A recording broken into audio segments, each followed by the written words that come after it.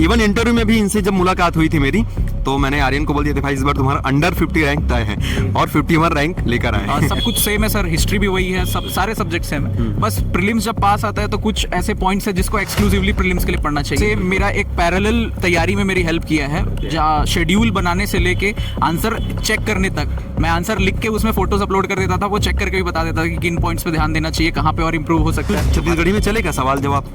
चली तो मोला बताओ कि छत्तीसगढ़ी में अगर छत्तीसगढ़ी भाषा में कमांड लाना है ओकर पर हमला का करे पड़ी? सबसे पहली तो सर अपन आसपास के आदमी मन से गुटियाना चाहिए, अपन घर परिवार में गुटियाना चाहिए। मतलब शर्म नहीं आना चाहिए। बिल्कुल। बहुत से ऐसे लेके है जिमल ऐसे लगते कि हम छत्तीसगढ़ के हरन और छत्तीसगढ़ी में गोठिया दे वो तो कुछ हो जाए करके। तो सबसे पहले ये बात दिमाग से निकाले लगी, अगर आप जे फील्ड में जाने वाला हो कहीं ना कहीं छत्तीसगढ़िया मन के ही लिए आपला काम करना है। अच्छा, मतलब आपने अलग से कहीं से कोई ऐसा बुक नहीं देखा, आपने टॉपिक डालते गए, चैट जीपीटी ने आपको आंसर करता गया, उसके कीवर्ड्स हैं। बिल्कुल बिल्कुल।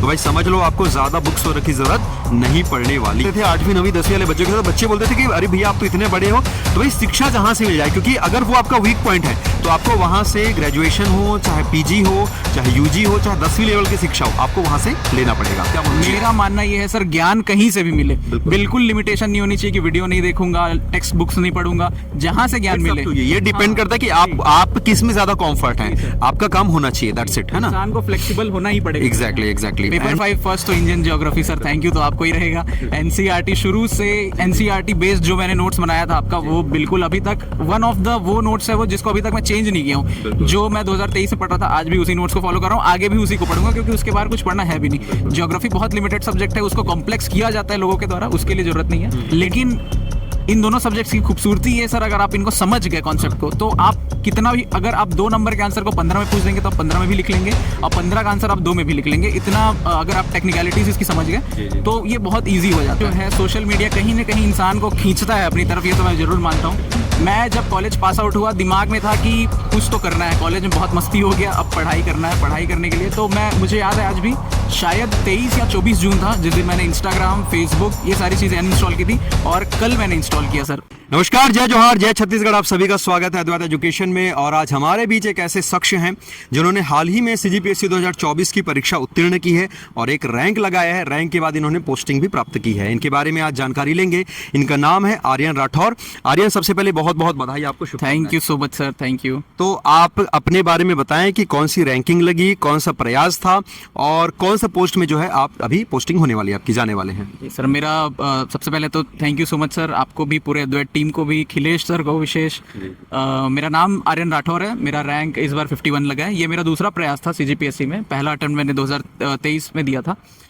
इस बार सर रैंक 51 लग गई। सीडीपीओ की पोस्ट मिली है, चाइल्ड डेवलपमेंट प्रोजेक्ट ऑफिसर होता है, जिसका पोस्टिंग डिस्ट्रिक्ट में होता है, प्रोजेक्ट सर्कल्स में। और मेजर इसका काम जो होता है वो महिलाओं और बच्चों से संबंधित जितनी योजनाएं होती हैं उनका क्रियान्वयन इनका मेन फंक्शन होता है।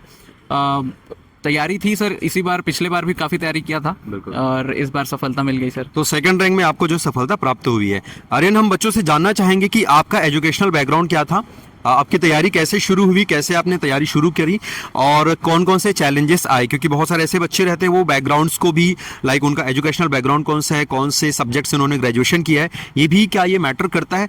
आपको कौन कौन से प्रॉब्लम्स आए और कैसे कुछ कुछ चीज़ें आपके लिए एडवांटेज यहाँ पर साबित हो, वो बताने की कोशिश करेंगे। सर बैकग्राउंड मेरा लॉ का था। मैंने BA LLB किया, ग्रेजुएशन 5 साल का इंटीग्रेटेड कोर्स होता है। मैंने गुरु घासीदास केंद्रीय विश्वविद्यालय से पढ़ाई पूरी की।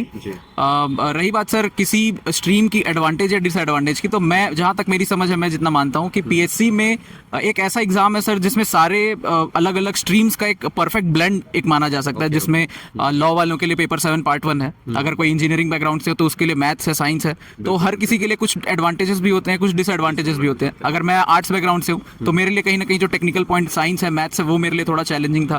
जो टेक्निकल है उनके लिए आर्ट्स, हिस्ट्री, ज्योग्राफी, ये सब थोड़ा कहीं ना कहीं उनको लगता है चैलेंजिंग। तो हर किसी के लिए है सर, किसी के लिए अच्छा है, किसी के लिए बुरा, ऐसा कैटेगरी। मतलब आप ये बोलना चाह रहे हो कि इसको हम जो है, चाहे कोई सा भी बैकग्राउंड के हो, स्ट्रीम कोई सा भी हो, हम इसको बहुत अच्छी तरीके से बखूबी कर सकते हैं, बस ये है कि हमको मेहनत करना पड़ेगा। तो आर्यन, मैं ये जानना चाहूंगा कि आपकी प्रिपरेशन जर्नी जो है वो कैसे शुरू हुई, और कहाँ कहाँ से आपने मेनली पढ़ाई करा, और किनका मेनली कंट्रीब्यूशन था इसमें? जी सर, शुरुआत सर घर में छोटा था। मेरे ग्रैंडफादर रेवेन्यू इंस्पेक्टर थे। जी। तो उनसे हमेशा सीखने को जानने को मिलता था कि रेवेन्यू और इससे रिलेटेड जो भी काम होते हैं, तहसील क्या होता है। मेरे फादर एडवोकेट हैं। उनसे हमेशा जानने को मिला कि कोर्ट होता है, क्या प्रोसेसेस होते हैं। तो उनसे इंस्पायर होकर लॉ किया। आगे चल के ग्रैंडफादर की भी बहुत इच्छा थी कि हमेशा से एडमिनिस्ट्रेशन में जाऊँ। तो लॉ जब कंप्लीट हुआ तो सोचा कि CGPSC के बारे में ऑब्वियसली जानने को मिला। फिर तैयारी चालू की। कंट्रीब्यूशन सर हर टीचर का रहा है, जो भी सामने आए। आप साक्षात खड़े हैं, खिलेश सर रहे हैं। CGGS में कोमल सर का रहा है। अभी मेंस आंसर राइटिंग में पंकज गुप्ता सर का बहुत कंट्रीब्यूशन रहा है सर। सूरज सर हैं, उनके लिए उनसे पॉलिटी सृजन सर थे। सबसे हेल्प मिला सर। सबसे हमेशा मैं अपने आप को बहुत सौभाग्यशाली मानता हूँ कि हर टीचर जो मुझसे कनेक्टेड रहा वो एक कॉल अवे ही रहा है मेरे से। मेरी कभी कॉल में हमेशा जब भी कोई भी डाउट होता था सब क्लियर हो जाता था। तो इस मामले में मैं खुद को बहुत लकी मानता हूँ सर। जी, और इसके पहले भी जैसे जब मैं बीच में बिलासपुर आया था तो सबसे पहले मैंने आर्यन से मुलाकात की थी। वहाँ पे रहने रूम एंड ऑल, उसके लिए इसने बहुत मेहनत किया था। मतलब इनके साथ संबंध भाई हमारे बहुत पहले से, और हम लोग शायद घूमने भी गए थे कहीं, है ना? याद आ रहा है ना? घूमने गए थे और शायद एक बिलासपुर में एक जगह है जहाँ पे प्लानिटोरियम भी गए थे हम लोग। और इवन इंटरव्यू में भी इनसे जब मुलाकात हुई थी मेरी, तो मैंने आर्यन को बोल दिया था भाई इस बार तुम्हारा अंडर 50 रैंक तय है, और 51 रैंक लेकर आए। एब्सोल्युटली एक्यूरेट आपका था सर कहीं ना कहीं। और बहुत योगदान रहा है टीचर्स का, पेरेंट्स का। मेरे चाचा जी हैं गोपाल राठौर, उनका भी बहुत कंट्रीब्यूशन रहा है तैयारी में मेरे। तो लकी मानता हूँ सर इस मामले में कि हमेशा सपोर्ट मिला, घर से सपोर्ट मिला, और लकीली इस बार हो भी गया सर। तो आर्यन, तैयारी के दौरान सब्जेक्ट वाइज में स्पेशली मेंस के लिए यहाँ पर जानना चाहूंगा कि आपकी स्ट्रेटेजी क्या क्या थी। मतलब हर पेपर्स के लिए आपने कौन कौन से बुक्स, स्टडी मटेरियल और कैसे आपने तैयारी करी, तो शॉर्ट में बताने की कोशिश करें। जी सर, काफ़ी सबसे पहले तो एक बहुत लोगों को ये डाउट होता है कि प्रीलिम्स की तैयारी कैसे करनी है, मेंस की कैसे करनी है। तो सबसे पहले तो ये समझना चाहिए कि प्रीलिम्स और मेंस की कोई अलग तैयारी होती नहीं है। सब इंटीग्रेटेड होता है। सब कुछ सेम है सर। हिस्ट्री भी वही है, सब सारे सब्जेक्ट सेम है। बस प्रीलिम्स जब पास आता है तो कुछ ऐसे पॉइंट्स है जिसको एक्सक्लूसिवली प्रीलिम्स के लिए पढ़ना चाहिए।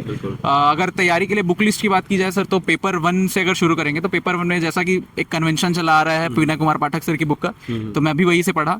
विनय कुमार पाठक जी की मैंने हिंदी भी पढ़ी, छत्तीसगढ़ी भी पढ़ी। इंग्लिश के लिए सर शायद इंग्लिश मीडियम से मैं था तो उतना मेहनत करना नहीं पड़ा, ज्यादा दिक्कत नहीं हुई इसमें। मतलब कुछ चीजें क्योंकि बेसिक्स होती हैं तो वो लगभग कवर हो ही जाता है। हो गया। तो उसके लिए फिर भी वोकैबुलरी के लिए, नए वर्ड्स के लिए लूसेंट की बुक देखा। चैट जीपीटी का बहुत बड़ा रोल रहा। हाँ, ये मैं पूछने ही वाला था कि बहुत सारे बच्चे सर एआई से या तो डरते हैं और उनको ऐसा लगता है कि एआई उसका काम बिगाड़ देगा। एआई को लेके क्या है, मतलब आप क्या राय है आपकी? मतलब कैसा लगता है कि एआई का यूज करना चाहिए? अगर कर भी रहे तो किन किन बातों को ध्यान रखना चाहिए? सर चैट जीपीटी एक हिसाब से मेरा एक पैरेलल तैयारी में मेरी हेल्प किया है। शेड्यूल बनाने से लेके आंसर चेक करने तक, मैं आंसर लिख के उसमें फोटोज अपलोड कर देता था, वो चेक करके भी बता देता था कि किन पॉइंट्स पे ध्यान देना चाहिए, कहाँ पे और इम्प्रूव हो सकता है। तो भाई इसको सुन लो, एआई जो है ना बहुत इंपॉर्टेंट टूल है। क्योंकि मैं बच्चों को बोल के थक गया हूँ, बट बच्चे करना ही नहीं चाहते, पता नहीं क्यों। और आप नहीं करोगे तो कोई ना कोई और करेगा और फिर वो रैंक हासिल कर लेगा। क्यों आर्यन? जी बिल्कुल। तो कंटिन्यू करते हैं। वही सर, पेपर 2 में फिर पेपर 2 में ऐसे होता है। ऐसे में ज्यादा शुरू में मेहनत करने की जरूरत नहीं है। ऐसे जब एग्जाम पास आता है तब तक तो पता चल ही जाता है। क्योंकि ऐसा रहता है कि टॉपिक क्या होंगे ये भी लगभग उसी टाइम अपना डिसाइड होता है। ये है कि अपने लेखन शैली जो है, रिटर्न प्रैक्टिस ठीक ठाक रहे तो उसमें हम कवर अप कर सकते हैं। अच्छा, उसको लेके बहुत सारे बच्चों का ये कहना है कि कहीं ना कहीं कन्वेंशनल जो सब्जेक्ट्स होते हैं उसका बड़ा कॉन्ट्रीब्यूशन होता है। स्पेशली जैसे कि आप ज्योग्राफी ले लीजिए, पॉलिटी ले लीजिए, कई बार इकोनॉमी हो गया, और सीजी वाला सेक्शन में तो भाई आर्ट एंड कल्चर बहुत अच्छे से करना होता है।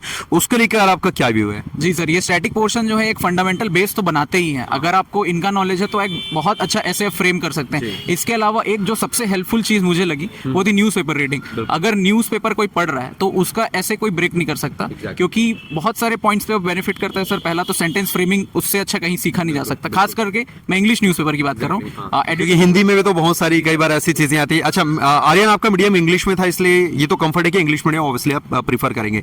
ऐसे बच्चे जो हिंदी मीडियम से, तो क्या उनके लिए कोई ऐसा न्यूज पेपर या कुछ ऐसा जिसमें वो प्रीफर कर सके या उसको ले सके? जी सर, दैनिक जागरण एक बहुत अच्छा न्यूज़पेपर है सर। उसको हिंदी वाले काफी प्रीफर करते हैं। यूपीएससी में भी दैनिक जागरण, और आजकल तो इतनी मॉडर्न टेक्नोलॉजी है सर, आप चैट जीपीटी में एग्जैक्टली मैं वही बोल रहा था कि आप कुल मिला के एआई का यूज करें डायरेक्टली। जैसे कि मैंने देखा है कि Indian express one of the best, क्योंकि द हिंदू की लैंग्वेज थोड़ी से मुझे लगे कि टफ होते हैं, और द इंडियन एक्सप्रेस कई बार ऐसे मैंने देखा है कि वो स्टूडेंट पॉइंट ऑफ व्यू से ही बनाता है कुछ चीजों को। तो आपने कौन सा न्यूज़पेपर पढ़ा? मैं दोनों सर, एडिटोरियल्स में दोनों के देखता था। कंटेंट इंडियन एक्सप्रेस के ज्यादा देखता था, और हिंदू के थोड़े कम कंटेंट देखता था, लेकिन एडिटोरियल दोनों के, और उससे सेंटेंस फ्रेमिंग और वोकैबुलरी काफ़ी स्ट्रांग होती है सर उससे। और मैं ये फोकस किया, मैं ये नोटिस किया कि वोकैबुलरी एक बहुत बड़ा रोल प्ले करती है अगर आप इंग्लिश मीडियम में आंसर लिख रहे हैं तो उसमें न्यूज़पेपर का बहुत बड़ा रोल होता है। और आर्यन, ये मैं पूछना चाहूंगा कि जैसे बहुत सारे ऐसे स्टूडेंट हैं जो आउट ऑफ छत्तीसगढ़ हैं, तो छत्तीसगढ़ी को लेके, छत्तीसगढ़ी भाषा बोलो, चाहे आपसे इंटरव्यू की हम बात करें, खैर इंटरव्यू हम पूछ लेंगे लास्ट में, तो छत्तीसगढ़ी भाषा को लेके क्या रिव्यू है? मतलब अगर मैं आपसे पूछूं छत्तीसगढ़ी में चलेगा सवाल जवाब? चली तो मोला बताओ कि छत्तीसगढ़ी में, अगर छत्तीसगढ़ी भाषा में कमांड लाना है ओकर पर हमला का करे पड़ी? सबसे पहली तो सर हमारे आसपास के आदमी मन से गुठियाना चाहिए, अपन घर परिवार में गुठियाना चाहिए। मतलब शर्म नहीं आना चाहिए। बिल्कुल। बहुत से ऐसे लेके है जिमल ऐसे लगते कि हम छत्तीसगढ़ के हरन और छत्तीसगढ़ी में गोठिया देवो तो कुछ हो जाए करके। तो सबसे पहले ये बात दिमाग से निकाले लगी, काबर आप जे फील्ड में जाने वाला हो कहीं ना कहीं छत्तीसगढ़िया मन के ही लिए आप लोग काम करना है। ठीक है, आगे। काबर की गांव में पोस्टिंग हुई सर, तो वहाँ तो वही मन से इंटरेक्शन करना है। बिल्कुल, मतलब छत्तीसगढ़ी ला बेस बना के चले लगी है ना। उसके बाद पेपर 3 अगर देखा जाए तो पेपर 3 में सर मेन फोकस जो है इंडियन हिस्ट्री। बच्चे इंडियन हिस्ट्री में काफी इन्वॉल्व हो जाते हैं सर, कभी कभी एक लूप में फंस जाते हैं, हिस्ट्री पढ़ रहे हैं तो एक लिमिटेड पढ़ना चाहिए, जितना सब पढ़ रहे हैं उतना तो एटलीस्ट आपको पढ़ना ही चाहिए। पेपर 3 में इंडियन हिस्ट्री के लिए स्पेक्ट्रम जो कन्वेंशनल बुक है बहुत अच्छी है। एंशिएंट हिस्ट्री के सर मैं तो मेन फोकस एनसीईआरटी ही चल रहा था, जैसा कि आप शुरू से बोलते थे। बिल्कुल बिल्कुल, एनसीईआरटी बहुत इंपॉर्टेंट है, मस्ट है हर सब्जेक्ट के, चाहे ज्योग्राफी हो चाहे पॉलिटी हो, हर चीज के लिए एनसीईआरटी मस्ट है। तो एनसीईआरटी आर.एस. शर्मा सर की मैं फॉलो किया। छत्तीसगढ़ हिस्ट्री के लिए हरिराम पटेल सर की जो बुक है वो मैं फॉलो किया। उसके अलावा जो ऑथेंटिक बुक जो बोली जाती है राम कुमार बिहार सर की बुक है। छत्तीसगढ़ हिस्ट्री पढ़ने में थोड़ा मेरे को इंटरेस्ट कहीं ना कहीं ज्यादा था, तो थोड़ी बुक ज्यादा पढ़ लिया। डॉक्टर अर्चना शुक्ल मैम है, उनकी एक बुक है हीरालाल। मतलब अपने पास टाइम था तो पढ़ लिया, अदरवाइज जो आप बुक्स बता रहे हैं वो आपके इनफ है। इनफ है जी सर, इनफ है। जो बेसिक मटेरियल्स हैं जो सब पढ़ रहे हैं वही पढ़िए बस। एम लक्ष्मीकांत पॉलिटी के लिए मस्ट है सर, वो तो पढ़ना ही चाहिए। उससे लाइन टू, पिछले बार भी देखा कि आर्टिकल 200 वो वहीं से उठाया गया था, अपन डिस्कस भी कर रहे थे इस बारे में। तो पब्लिक एडमिनिस्ट्रेशन है, ये पब्लिक एडमिनिस्ट्रेशन के लिए मैं टोटली डिपेंड था चैट जीपीटी पे। अच्छा, मतलब आपने अलग से कहीं से कोई ऐसा बुक नहीं देखा, आपने टॉपिक डालते गए, चैट जीपीटी ने आपको आंसर करता गया। बस के कीवर्ड्स हैं। बिल्कुल बिल्कुल, तो भाई समझ लो आपको ज्यादा बुक्स वगैरह की जरूरत नहीं पड़ने वाली। इसके बाद हम चलते हैं कि सीजी हिस्ट्री वाला सेक्शन भी आपने बता दिया, पब एंड आपका पॉलिटी वाला भी हो गया। पेपर नंबर 4 जो होता है, क्योंकि आप चूंकि लॉ बैकग्राउंड से हैं तो कहने के साइंस और मैथ्स वाला थोड़ा तो ज्यादा नहीं, थोड़ा तो प्रॉब्लम आपको किया होगा, तो क्योंकि बहुत सारे ऐसे भी बच्चे हैं जो मैथ से कई बार भगते हैं, तो उसके लिए आप क्या कहना चाहेंगे? मैं भी उन्हीं बच्चों में से था सर जो मैथ से भगता था। पहला अटेम्प्ट कहीं ना कहीं इसी चक्कर में वेस्ट हो गया, मैं मानता हूँ इस चीज को। लॉ बैकग्राउंड से होने के कारण और 11th-12th में कॉमर्स। और एक चीज और मैं ऐड करना चाहूंगा सर कि देखा जाता है कि बहुत सारे जो टॉपर्स होते हैं, 10th के टॉपर है, 12th के टॉपर है, वो सेलेक्ट होते हैं, तो जो थोड़े बैकस्टेप वाले बच्चे होते हैं वो कहीं ना कहीं डिमोटिवेट हो जाते हैं। तो मैं क्लियर कर दूं कि मेरा 10th में 53% था सर, 12th क्लास में मेरा 61% था, कॉलेज में मेरा 71% था। तो यहाँ पे स्कूल की पढ़ाई कोई बैरियर नहीं बनती है। बिल्कुल, तो बहुत सारे बच्चों को ऐसा लगता है कि जो स्कूल में टॉपर है वो यहाँ जाके टॉप करेगा, तो भाई ये स्टीरियोटाइप तो मतलब बिल्कुल इसको बिल्कुल आप हटा दो दिमाग से कि ऐसा कुछ नहीं है। जो उस मोमेंट पे मेहनत करेगा वही सिलेक्शन लेगा जी। तो अभी के मोमेंट पे ही मेहनत करना है सर। पेपर 4 के लिए मेन स्ट्रेटेजी मेरा यही रहा कि सीजी बोर्ड की जो क्लास 10th की बुक है, आपने ये भी बताया था कि कुछ क्लासेस आपने ज्वाइन करा था जहाँ पे छोटे छोटे, मतलब सोचो आपको उस स्तर पे आना होगा भाई। ये एक एस्पिरेंट थे उस दौरान, अभी भी आप एग्जाम दोगे ऑब्वियस सी बात है।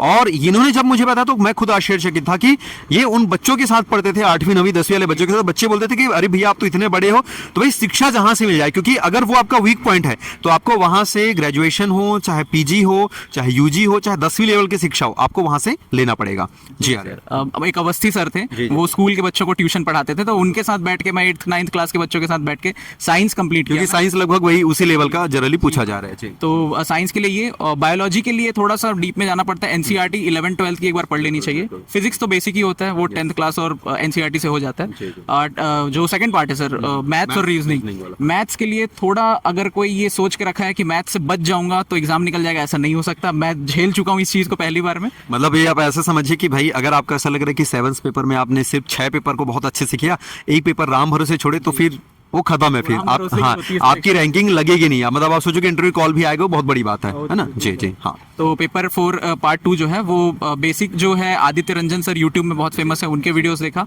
मतलब ये है आर्यन, बहुत सारे बच्चे ऐसे बोलते हैं कि ओनली टेक्स्ट से काम होगा, कुछ लोग बोलते हैं नहीं वीडियो वीडियो नहीं देखना चाहिए। तो इसको लेके क्या है कि मुझे तो ऐसा लगता है कि वीडियो से भी बहुत सारी चीजें होती है, बस ये कि बशर्ते आपको प्रॉपर नोट्स बनाना पड़ता है। क्या बोलना है? मेरा मानना ये है सर, ज्ञान कहीं से भी मिले, बिल्कुल लिमिटेशन नहीं होनी चाहिए कि वीडियो नहीं देखूंगा, टेक्स्ट बुक्स नहीं पढ़ूंगा, जहां से ज्ञान मिले। तो ये डिपेंड करता है कि आप किस में ज्यादा कंफर्ट है, आपका काम होना चाहिए, दैट्स इट, है ना। इंसान को फ्लेक्सिबल होना ही पड़ेगा। एग्जैक्टली। एंड जो इन्वायरमेंट वाला सेक्शन है उसके लिए क्या क्या? उसके लिए सर दृष्टि का क्विक बुक आता है, जो आपने ही बताया था इनफैक्ट, दृष्टि की क्विक बुक। और उस मुझे लगता है कि उसके बाहर कुछ है भी नहीं। नहीं, उसके बाहर कुछ नहीं है। और आपने बोला भी था कि उससे लाइन टू लाइन क्वेश्चंस आते हैं, वो होता भी है। तो दृष्टि की क्विक बुक एनवायरनमेंट के लिए, और टेक के लिए तो करंट अफेयर्स ही इनफ है सर। अगर विजन आईएएस की जो पीटी 365 आती है, अगर उसको लास्ट में पढ़ ले तो उससे बहुत कुछ कवर हो जाता है। यहाँ पे भी चैट जीपीटी का बहुत बड़ा रोल था सर पार्ट 3 में। एग्जैक्टली वही बोलूंगा, क्योंकि उसमें जैसे 75 मार्क्स के आ रहे हैं, तो मैं तो देखा हूं कि 40-45 तो अकेले इन्वायरमेंट से दे देता है, और इतना कि उसको ढंग से पढ़ लिया, मेरे ख्याल से 3-4 दिन में आराम से बच्चा पढ़ के कवर कर सकता है। पेपर 5 में क्या होगा? पेपर 5 फर्स्ट तो Indian geography sir, thank you तो आपको ही रहेगा। एनसीईआरटी शुरू से एनसीईआरटी बेस्ड जो मैंने नोट्स बनाया था आपका, वो बिल्कुल अभी तक वन ऑफ द वो नोट्स है वो जिसको अभी तक मैं चेंज नहीं किया हूँ। जो मैं 2023 में पढ़ रहा था, आज भी उसी नोट्स को फॉलो कर रहा हूँ, आगे भी उसी को पढ़ूंगा, क्योंकि उसके बाहर कुछ पढ़ना है भी नहीं। ज्योग्राफी बहुत लिमिटेड सब्जेक्ट है, उसको कॉम्प्लेक्स किया जाता है लोगों के द्वारा, उसके लिए जरूरत नहीं है। इंडियन इकोनॉमी और छत्तीसगढ़ इकोनॉमी के लिए बहुत लोग परेशान होते हैं। इंडियन इकोनॉमी के लिए बुक्स आती है सर, इंग्लिश मीडियम की बहुत सारी बुक्स अवेलेबल है। कोई यूपीएससी के लिए तैयारी कर रहे हैं, वैसा बुक नहीं पढ़ना है, बहुत लिमिटेड जो मिनिमम फॉर्मूलाज होते हैं, नेशनल इनकम, ये सबके, ये सारे कवर हो जाए। छत्तीसगढ़ इकोनॉमी के लिए सर इकोनॉमिक सर्वे, और ये मैं मेंशन कर दूं कि वो मैगजीन्स पढ़ें ठीक है फैक्ट्स के लिए, लेकिन जो मेन इकोनॉमिक सर्वे है वो एक नजर मारना बिल्कुल जरूरी है। ये आप इंडियन वाला बोल रहे हो या सीजी वाला बोल रहे हो? ओके, सीजी वाला। इंडियन इकोनॉमिक सर्वे तो पढ़ने की नीड नहीं होगी, है ना, तो जरूरत नहीं पड़ेगी, क्योंकि उस लेवल के क्वेश्चन होंगे नहीं। जहां तक मैंने देखा कि सारे स्टैटिक होते हैं, वो पूछ रहे हैं कि भाई फॉर एग्जांपल की इनकम के क्या क्या मेथड्स हो सकते हैं, है ना, आपके यहाँ फॉर्मूलास हो गए, या फिर वो जीडीपी एनडीपी के कुछ रिलेशनशिप से संबंधित वो सारी चीजें आपको पूछा जाएगा।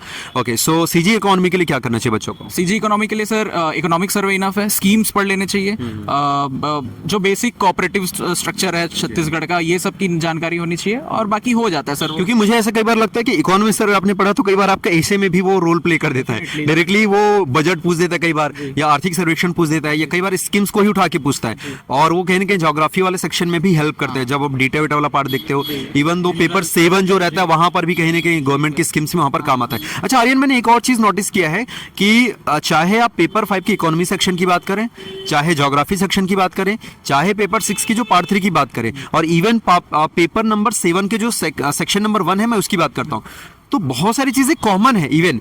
तो बच्चों को कैसे उसको हैंडल करना चाहिए? कोऑर्डिनेटेड स्टडी ही करनी चाहिए सर। ऐसा नहीं कि एक सब्जेक्ट पढ़ रहे हैं तो लिमिटेड रहें, क्रॉस सब्जेक्ट जो कनेक्शंस होते हैं वो बैठाना चाहिए, और कहीं ना कहीं से मार्क्स भी स्कोर होते हैं सर। अगर मैं ज्योग्राफी के आंसर लिख रहा हूँ, उसमें किसी इकोनॉमी के स्कीम्स लिख दिया या डेटाज लिख दिया, तो कहीं ना कहीं इंप्रेस ही करेगा चेकर को। तो ये मिलता है, फायदा मिलता है सर क्रॉस अगर जंक्शन करने से। और ये सारी चीजें आंसर राइटिंग प्रैक्टिस करते हैं तब वहां से आती है ना। ओके, सो आर्यन, इसके बाद हम चलते हैं पेपर नंबर 6 की तरफ। पेपर 6 में एक्चुअली जो सबसे ज्यादा पेचीदा होता है वो, अगर मैं बात करूँ तो पार्ट 1 और पार्ट 2, क्योंकि वो हम प्री में नहीं पढ़ते हैं, वो सीधा सीधा आपका मेंस में आता है। पार्ट 3 तो चलो हम सीजी सेक्शन पे पढ़ ही लेते हैं, तो आप पार्ट 3 से शुरू करिए। पार्ट 3 कैसा रहता है? पार्ट 3 सर बहुत बेसिक है। अगर हमन छत्तीसगढ़िया हन तो हमला तो बिल्कुल जानकारी होबे करी।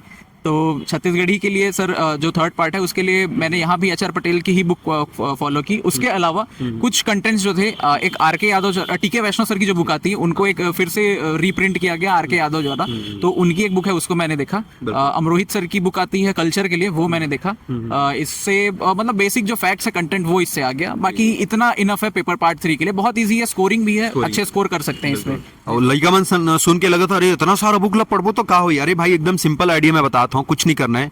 आर्यन भी बताइस, जैन टॉपिक आए हुए हैं तेला लिखो आप, हाँ कीवर्ड लिखो आप, ओकर बुक ला पढ़ के नोट्स बनाना। अच्छा सर ये बताओ आर्यन की नोट्स बनाना कितना इंपॉर्टेंट है? मतलब सिर्फ बुक पढ़ना और बुक पढ़ के नोट्स बनाना, फिर उस नोट्स को पढ़ना, इसमें आप मुझे बताओ कि ये कौन सा ज्यादा तरीका ज्यादा कारगर होता है? मैं अगर अपना पर्सनल ओपिनियन बताऊं सर, मैं ऑलमोस्ट 60% सब्जेक्ट के नोट्स बनाया ही नहीं। मैं इंडियन ज्योग्राफी के नोट्स बनाया, पॉलिटी के कुछ पार्ट्स के नोट्स बनाया, हिस्ट्री के नोट्स बनाया क्योंकि बहुत बल्कि सब्जेक्ट है, और मेजर फिलोसफी, सोशियोलॉजी और पेपर 7 और साइंस, बस इतने नोट्स बनाया। इसके अलावा जो सीजी के पोर्शंस है, सीजी के पोर्शंस के कोई नोट्स नहीं बनाया, ना हिस्ट्री के ना ज्योग्राफी, सिर्फ अपना पढ़ाई की अपन। सर बुक रीडिंग हुआ, ठीक है, बुक हाईलाइट हो गया, उसी से फिर उसी हाईलाइटेड पॉइंट्स को बार बार अगर आप पढ़ेंगे तो फिर नोट्स बनाने की जरूरत ही नहीं। और बाकी रिटर्न प्रैक्टिस तो रहती है, वो तो अलग ही बात है, उसमें तो कोई दो राय है ही नहीं, है ना। चले तो पेपर नंबर क्लास 6 में हम थे यहाँ पर।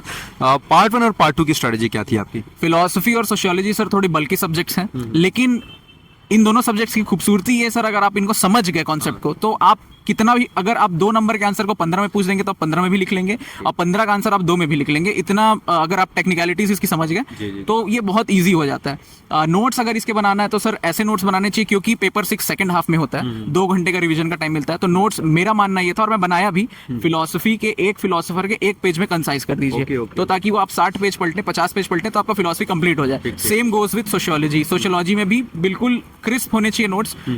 बहुत टेक्निकल सब्जेक्ट है, वर्ड और उसके डेफिनेशन, वर्ड उसके डेफिनेशन, बस इतने लिखिए। कोशिश कीजिए हर डेफिनेशन में किसी एक सोशियोलॉजिस्ट का नाम मेंशन कर दिया जाए, उससे नंबर एनहांस होते हैं कहीं ना कहीं, क्योंकि आर्ट्स के टीचर्स का यही माइंडसेट होता है कि ऑथेंटिक होना चाहिए आंसर। तो मतलब आप जब आंसर लिख रहे हैं तो आप किस चीज को प्रमाण दे रहे हैं वो उनके व्यू में दिखना चाहिए, झलकना चाहिए। बिल्कुल। तो इन दोनों के लिए कोई स्पेशल किताब या बुक्स? डेस्टिनी की बुक मैंने फॉलो की थी सर, और दिल्ली आईएएस की, इसके लिए फिलोसफी के लिए। सोशियोलॉजी के लिए भी डेस्टिनी की बुक ही की थी। इंग्लिश मीडियम के लिए बहुत अच्छी बुक है, दोनों पतली पतली बुक्स है, ज्यादा मोटी बुक्स भी नहीं है, और बहुत टू द पॉइंट इसमें सारे फैक्ट्स लिखे हैं, और सारे पैराग्राफ्स जो है वो एकदम आंसर राइटिंग फॉर्मेट में ही है, तो उसको बिल्कुल फॉलो किया जा सकता है। तो इसके बाद हम जो है पेपर नंबर 7 की ओर रुक करते हैं, क्योंकि ये पार्ट एक समय पे जब 2018-19 में शायद आया था ये, तो उस समय बहुत चैलेंज था बच्चों के लिए, और सबको लगता था कि भाई सारे सेक्शन हम निकाल लेंगे लेकिन पेपर 7 का ही हमारा रुक ना जाए, क्योंकि इसमें कुछ चीजें थोड़ी लेंदी भी हैं। पेपर 7 का पार्ट 2 जो है वो तो बड़ा अनएक्सपेक्टेड रहता है, मतलब पता नहीं कौन से स्पोर्ट्स का कौन सा क्वेश्चन कब उठा के पूछ दे, कौन से ऑर्गेनाइजेशन के क्वेश्चन पूछ दे। तो इसके लिए आपने जो है पेपर 7 के लिए क्या क्या आपकी रणनीति रही? सबसे पहले तो पार्ट 1 लॉ है सर, मेरा बैकग्राउंड भी लॉ था। ये तो आपके लिए बहुत आसान हो गया, बोलिए। पार्ट 1 जो है तो ये बेयर एक्ट्स में कहीं ना कहीं जो टेक्निकल वर्ड्स होते हैं उसकी समझ मुझे थी, तो मैं उसको शॉर्ट डाउन कर लिया, और शॉर्ट करके उसको मैं नोट्स बना लिया, जो प्रीवियस में पूछे हुए एक्ट्स हैं। जो रैंडम एक्ट्स आ जाते हैं, लोग उससे डरते हैं कि भाई कितना कवर करें, तो जो रैंडम एक्ट्स है उनका जवाब किसी के पास नहीं होता। जो रैंडम सेक्शंस आते हैं कि एलआरसी का सेक्शन 32, 28, ये भी किसी को, मैं बीइंग अ लॉ स्टूडेंट मुझे भी नहीं पता, यहाँ तक कि जो सिविल जज की तैयारी कर रहे हैं उनको भी नहीं ही पता होता है ऐसे direct to the point question. मतलब ये क्वेश्चन छोड़ने के लिए होते हैं, फिर यू कैन से, है ना? हाँ, छोटे बाउंसर ही होते हैं, ये डक करने के लिए होते हैं, पहली बात। और सर इसमें स्कीम्स होते हैं। स्कीम्स तो आप इकोनॉमिक सर्वे, और जो इसमें 2 प्रकार की स्कीम होती है। एक तो करंट जो है, तो इंडियन का यूनियन बजट जो है, और छत्तीसगढ़ का जो बजट है, ये अगर आप थॉरोली कर लिए तो ये हो जाएगा। और जो पुराने स्टैटिक स्कीम्स है, जैसे स्मार्ट सिटी पूछा जा चुका, ICDS पूछा जा चुका है, तो ऐसे जो स्वच्छ भारत मिशन है, ये जो फ्लैगशिप स्कीम्स है गवर्नमेंट की, उसको बिल्कुल रेडी करना चाहिए। और पार्ट 2 के लिए सर स्पोर्ट्स है। स्पोर्ट्स तो सबसे पहले तो करंट्स में ही कवर हो जाएगा स्पोर्ट्स। इस बार एक नया ट्रेंड देखने को मिला कि स्पोर्ट्स की हिस्ट्री पूछी गई। अच्छा, मतलब ऐतिहासिक चीजों को भी पूछ दे रहा है वो। ओके, कबड्डी का क्या इतिहास है, और टेनिस या फुटबॉल, टेनिस या किसी एक का यहाँ पे पूछा था, हॉकी का या टेनिस का, कि उसका छत्तीसगढ़ इंडिया से क्या रिलेटेड, क्या हिस्ट्री रहा है। तो ये अब अनएक्सपेक्टेड आ रहे हैं, इसका कोई इलाज नहीं है। ब्रेन स्टॉर्मिंग यहाँ पे काम कर सकता है सर, कि कुछ अपने से इनपुट देके लिख दिया जाए, जो बड़े बड़े प्लेयर्स हैं, जैसे मेजर ध्यानचंद का नाम लिख दिया जा सकता है, तो ये किया जा सकता है। मतलब ये कि यहाँ पे कुछ चीजें फिर मनगढ़ंत आपको करनी पड़ेगी, अपना टैलेंट यहाँ पे दिखाना पड़ेगा जी। और सेकंड पार्ट जो उसका इंटरनेशनल रिलेशंस है, वो तो अगर साल भर आप करंट अफेयर्स कंटिन्यू किए, और ये भी है कि बहुत सारे लोगों को इंटरेस्ट भी होता है आईआर में, जैसे मेरे को पर्सनली बहुत इंटरेस्ट है आईआर में, तो पढ़ने में भी अच्छा लगता है। स्टडी IQ और बहुत सारे ऐसे चैनल्स हैं जो इसको कवर भी करते हैं, तो उनके अगर वीडियोस देख लिए, एक प्रॉपर नोट्स बना लिए सारे ऑर्गेनाइजेशन के, तो वो हो भी जाता है। पार्ट 3 जो है सर, वो थोड़ा नया है, कुछ लोग उसमें अनकंफर्टेबल हो जाते हैं, वो ह्यूमैनिटीज जैसा सब्जेक्ट है, तो उसमें नोट्स बनाना ही बेस्ट है सर। सबसे बड़ा रोल इसमें ये होता है कि जितने भी ऑर्गेनाइजेशन, जितने कीवर्ड्स लिखे हुए हैं, उनके जो ऑफिशियल वेबसाइट्स है, उनमें जो स्कीम्स लिखे हुए हैं उनको फॉलो करना, क्योंकि इस बार भी देखा गया वही सब आए। अगर कोई लोग अगर कोई स्कीम को लिख पाए होंगे, तो वो अगर जाके देखें उस वेबसाइट में, तो वो सब कुछ होता है। अपार स्कीम हो गया, ये सारे उनके ऑफिशियल वेबसाइट्स में होते ही हैं, तो बस उनके वेबसाइट में जाके उसका एक क्रिस्प नोट्स बना लें, बस हो जाए। तो इन शॉर्ट, जैसे आर्यन, मैं यहाँ पर एक चीज बच्चों के पॉइंट ऑफ व्यू से भी पूछना चाहूंगा, जैसे कि आपने बहुत सारा टेक्नोलॉजी का यूज किया, वेबसाइट्स बोलिए चाहे AI बोलिए, इसी में एक और कड़ी आती है कि टेक्नोलॉजी के यूज तो कर रहे हैं, और अल्टीमेटली उसके लिए हमको मोबाइल चाहिए, डेटा चाहिए, तो एक डिस्ट्रैक्शन वाला पॉइंट भी आता है। सोशल मीडिया वाला पॉइंट हो गया, इंस्टाग्राम हो गया, टेलीग्राम हो गया, और भी दूसरी चीज़ें हो गई, तो इसको लेके आपका क्या राय है, आपका क्या कहना है? जी सर, तो टेक्नोलॉजी जो है, सोशल मीडिया कहीं ना कहीं इंसान को खींचता है अपनी तरफ, ये तो मैं ज़रूर मानता हूँ। मैं जब कॉलेज पास आउट हुआ, दिमाग में था कि कुछ तो करना है, कॉलेज में बहुत मस्ती हो गया, अब पढ़ाई करना है। पढ़ाई करने के लिए तो मुझे याद है आज भी, शायद 23 या 24 जून था जिस दिन मैंने इंस्टाग्राम, फेसबुक, ये सारी चीज़ें अनइंस्टॉल की थी, और कल मैंने इंस्टॉल किया सर। उस बीच में मैंने कभी, अब सोचो, मतलब इन्होंने उस दौरान जब अपनी पढ़ाई अपनी जब इनके पीक पे था, जब इनको लगा कि अब सिलेक्शन लेने की बारी है, उन्होंने सारी चीज़ें अनइंस्टॉल करी। मतलब देखो, एक मैं चीज़ पूछना चाहता हूँ कि एक होता है अनइंस्टॉल करना, एक होता है इंस्टॉल करके भी उस पर ध्यान न देना, तो कौन सा तरीका ज़्यादा कारगर है? बहुत सारे लोग ऐसे होते हैं सर जो रजिस्ट कर लेते हैं, मैं उनमें से शायद नहीं हूँ। मैं अनइंस्टॉल करना ही ज़्यादा ठीक समझा, क्योंकि ध्यान कहीं ना कहीं जाता है। दूसरा, एक मैं ये भी करता था सर कि फ़ोन बहुत आते थे, अननेसेसरी कॉल्स बहुत आते थे मेरे।